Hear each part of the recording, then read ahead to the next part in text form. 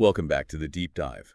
Today, we are wrestling with a magnificent contradiction. One of the biggest in modern philosophy, really. We're talking about Friedrich Nietzsche, the philosopher of life, affirmation of strength, of saying this huge yes to existence.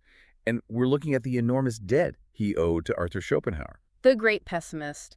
The man who basically argued that existence is suffering and the only way out is to deny it all. It seems impossible. Mm-hmm. Why would the ultimate champion of life call the ultimate pessimist his educator? Well, that's the key, isn't it? He was an educator, not a master to be followed forever. He was the philosopher Nietzsche had to pass through. Right. Less a guide and more like a bomb. That's a great way to put it. Schopenhauer was the intellectual force that just shattered Nietzsche's early beliefs, his comfortable 19th century faith and rational progress, moral idealism, all of it. The world of academic philosophy. Exactly. Schopenhauer broke that foundation, which forced Nietzsche to build something entirely new on the rubble. And that's our mission for you today. We're going to trace this lineage, this story of rebellion. We'll go concept by concept, looking at how Nietzsche absorbed Schopenhauer's insights on the will, on suffering, on art, and then how he twisted them, transformed them into something radically new. It's a story of inheritance and then a really violent but necessary philosophical rebellion. Okay, let's unpack this. We have to start at the absolute foundation, metaphysics. Schopenhauer's monstrous idea, the will. The audacity of this concept is still, I think, staggering. For Schopenhauer, the world we see, the world of objects and causes and laws, that's just appearance. He called it representation. A kind of surface layer. Just the surface. And beneath it lies the will. A blind, irrational, ceaseless striving force. So it doesn't have a goal. It's not God. It's not progress. No goal at all. No logic, no morality. It just pushes. It's this primal, chaotic energy that drives literally everything. And that completely changes our place in the universe. We love to think of ourselves as rational agents making choices. But Schopenhauer says no. We aren't primarily rational. We're just instruments, puppets, really, of this deeper will. So our ambitions, our desires, our impulses. They're just the will manifesting through us, using us to continue its endless striving. And that is the huge inheritance Nietzsche takes from him, this profound distrust of consciousness. He completely internalizes that framework, the idea that reason is secondary, that thought just follows instinct, and that all our values, our morals, they bubble up from these deeper, non-rational forces. Which is why he could break so decisively with the whole Enlightenment tradition. Absolutely. The tradition that put human reason up on a pedestal. And for you listening now, this is why they're both still so relevant. They were basically prefiguring depth psychology decades before anyone else. They saw that our conscious mind is often just the press secretary for our deeper drive. Precisely. And for Schopenhauer, that constant striving, that's the curse. He called it the will to life, and he saw it as tragic, monstrous even. Why monstrous? Because it never stops. It condemns every living thing to dissatisfaction. It's this constant treadmill, You want something, you get it, you feel a brief moment of pleasure. And then you're bored. And then you're bored, and the next desire kicks in. So life just swings back and forth between the pain of wanting and the emptiness of having. But hold on, isn't that a huge leap? To say that desire itself makes life a curse? I mean, you could argue that desire is what drives all creativity, all discovery. And that is exactly the challenge Nietzsche poses. Okay. Schopenhauer looks at this fundamental force and says, deny it, quiet it, renounce it. Nietzsche looks at the exact same diagnosis, this world founded on irrational striving, and he utterly rejects the verdict. And this is where the famous reversal happens. He rebrands the will. It's not just the will to life anymore. No, he reinterprets it as the will to power. Which is not just about survival. Not at all. It's the impulse to expand, to shape, to overcome resistance, to dominate, and crucially, to create new values. It's the drive to become more. So where Schopenhauer says, deny this force, deny life, Nietzsche says. He says that force is life, and life must be affirmed, all of it. The suffering, the cruelty, everything. It's just a massive transformation from the exact same starting point. That sets us up perfectly for the next step. If this irrational will is the engine of everything, the inevitable result for Schopenhauer is suffering. Not as an accident, but as the very structure of existence. He was just brutal in his honesty about this. It wasn't just life is hard. He had this sort of quasi-mathematical analysis. How so? He argued that pain is a positive, real thing. It's the feeling of the will being blocked. But pleasure or happiness, that's just a negative state. It's only the absence of pain, the temporary quiet of desire. So the best you can hope for is neutral.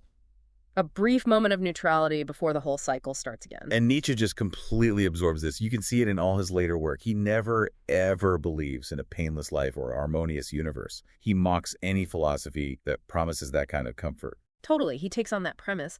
But again, they diverge immediately on how to react. Right. For Schopenhauer, this cosmic horror demands resignation, a kind of compassionate withdrawal. Whereas Nietzsche believes that suffering reveals life's depth. He looked at the Greeks, at great cultures, great people, and he saw that they were forged through their suffering, not in spite of it. Suffering becomes a tool then, a necessary resistance. Yes. Tragedy doesn't prove life is meaningless. For Nietzsche, it proves life is intensely, dangerously meaningful. And this is what he admired so much in Schopenhauer, wasn't it? The philosophical bravery. The courage. To look at the world, see all the horror, refuse any easy comfort from religion, and not sugarcoat a thing. He praised him as a model of intellectual honesty, even while he thought Schopenhauer's final answer was weak. He learned how to be an honest philosopher from the man whose conclusions he would ultimately reject. Exactly. And that honesty leads us straight into aesthetics, into art. This is where the influence is maybe the most visible, especially in the birth of tragedy. So for Schopenhauer, what's the purpose of art? It's a temporary liberation, a critical one.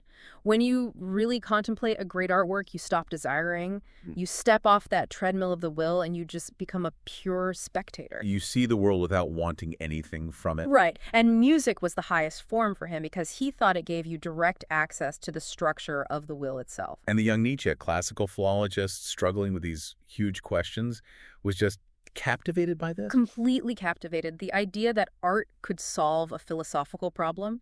He built his whole theory of Greek tragedy on Schopenhauer's foundation. But he gives it these personalities. Yes, the Apollonian and the Dionysian. Apollo represents that beautiful illusion, order, form, boundaries, the dream. And Dionysus is the opposite. The terrifying primal unity, intoxication, the self just dissolving back into the chaos of the will. That whole framework is unthinkable without Schopenhauer. But, and this seems to be the theme, the purpose shifts dramatically. Massively. For Schopenhauer, art is an escape from life. It's a narcotic to soothe the pain. And for Nietzsche? It's a justification of life.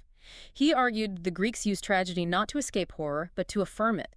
Tragedy teaches us that life, including all the Dionysian suffering, is so aesthetically magnificent that we have to say yes to it. So music goes from being a drug against pain to an amplifier of life. Wow. But that core idea that art isn't just decoration, but a metaphysical necessity that answers a problem through experience, not argument, that comes straight from Schopenhauer. He owed him that forever, and it connects directly to the role of the thinker. Nietzsche inherited a whole self-image from Schopenhauer, the philosopher as the lonely critic. The solitary figure standing against his age. Right. Schopenhauer despised academic conformism, public opinion, all of it. For him, philosophy was a destiny, a calling, not a job. And that's the DNA of Nietzsche's style, isn't it? The polemics, the contempt for professors, the idea that you have to write philosophy with your own blood. That whole ethos of refusing to flatter your time, that's a permanent part of the Nietzschean project he got from Schopenhauer. And as a critic, that brings us to their final big break. Ethics. Morality. Okay, so Schopenhauer grounds his entire ethics in one thing: compassion. How does that work? He argued that since we're all just manifestations of the one will, when I see you suffering, I'm really recognizing a deeper part of myself. So morality comes from that empathy. Which leads to? Ascetic renunciation. A quiet withdrawal from the world of striving. Now, they both agree that morality doesn't come from God or pure reason. They agree on the method. They both see it as a psychological thing rooted in our drives. But that's the turning point. Nietzsche uses that same method to turn Schopenhauer completely upside down. He does. Where Schopenhauer sees compassion as the ultimate moral truth, Nietzsche sees it as fundamentally life-denying. But wait, that sounds deeply cynical. Why would wanting to alleviate suffering be a bad thing? Well, his argument is subtle and dangerous. He believes that compassion, if you look at its genealogy, its history, doesn't always come from strength. Often it comes from resentment. Okay, resentment. We need to define that. It's a French term. It means this deep, simmering resentment that the weak feel towards the strong. Okay. Because the weak can't win with power, they invent a moral system where their own traits, humility, patience, are called good, and the traits of the strong, pride, power, are relabeled as evil. So compassion becomes a weapon. A weapon for the weak to assert their values over the strong. So Nietzsche radicalizes the method. He sees Schopenhauer's morality as just a very sophisticated form of Christian asceticism, rooted in this kind of weakness. He uses Schopenhauer's tools to demolish Schopenhauer's own house. Perfectly put. Which brings us to our last big concept, illusion and truth. Epistemology. Schopenhauer, following Kant, insisted that the world we experience is just representation, a construction of our minds. We're not accessing reality directly. Illusion is built right into how we perceive things. It's a feature, not a bug. And Nietzsche takes this and pushes it so much further. He learns from Schopenhauer that truth is often uncomfortable. But then he adds the really devastating question. Maybe absolute, unvarnished truth isn't even desirable. Which circles back to art and the will to power. Right. He concludes that illusion art, myth, religion, morality is necessary for life. They are life-preserving fictions. If we saw the raw chaos of the will all the time, we'd be paralyzed. And this is the final, crucial split. It is. Schopenhauer wants to peel away the illusion to reveal the terrible will, and then deny it.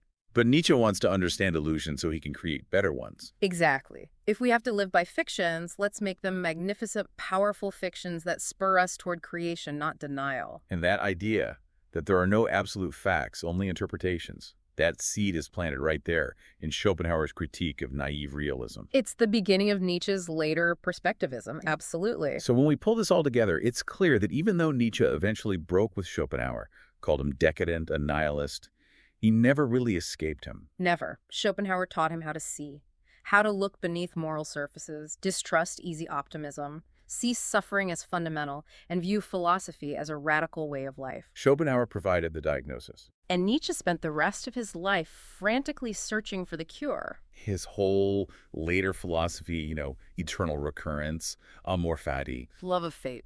it can all be read as a direct, powerful response to Schopenhauer's pessimism. It's the perfect contrast. Schopenhauer's basic question was, how can we escape life's suffering? And Nietzsche's answer. His whole career was an answer to a different question. How can we love life because of its suffering? Amor fati is the final, ultimate defiance of that pessimism he inherited. It's the active, joyful acceptance of everything, the good and the terrible. It's not just influence. It was a struggle, a necessary one. Schopenhauer was the abyss Nietzsche had to stare into. And then learn to dance on its edge. So here's something for you to mull over. When you encounter ideas or viewpoints that ask you to deny some part of existence, even a small part, what would it take for you to not just accept it, but to fully, joyfully affirm